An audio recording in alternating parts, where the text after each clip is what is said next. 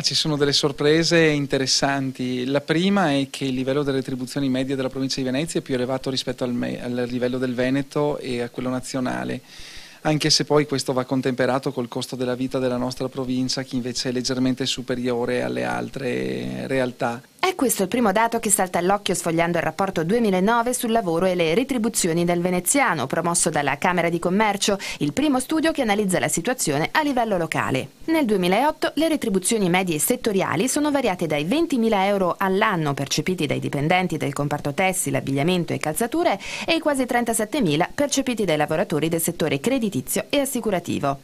Gli stipendi dell'industria invece hanno raggiunto i 26.000 euro, quelli dei servizi si sono attestati a 26.300, mentre le retribuzioni più basse sono state percepite in agricoltura. Ma qual è il settore in cui oggi si guadagna di più? Si guadagna di più soprattutto nel settore turistico in questo momento, c'è una qualche contrattura nel settore delle manifatture e dell'edile, però il nostro è un dato medio che fotografa una realtà della provincia. Sicuramente il settore turistico è uno di quelli ancora ben pagati.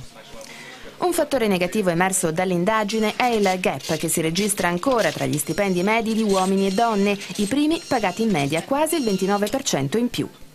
Ci sono circa 6.000 euro sugli stipendi medi di differenza, 28.000 euro circa gli uomini, 22.000 euro circa le donne, che testimoniano ancora quindi una forte differenza salariale fra maschi e femmine.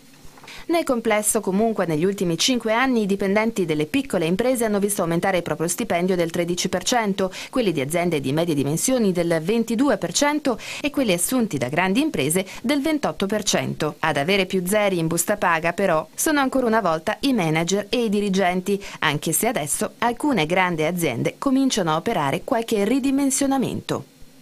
Questa crisi sta anche riportando ad una nuova valorialità. Ci sono numerose imprese che assieme ai manager, sia pubbliche che private, decidono delle rimodulazioni dei salari dei manager con delle diminuzioni, che quindi testimoniano che c'è un'attenzione anche ad un certo livellamento del salario, anche se la forbice rimane molto elevata.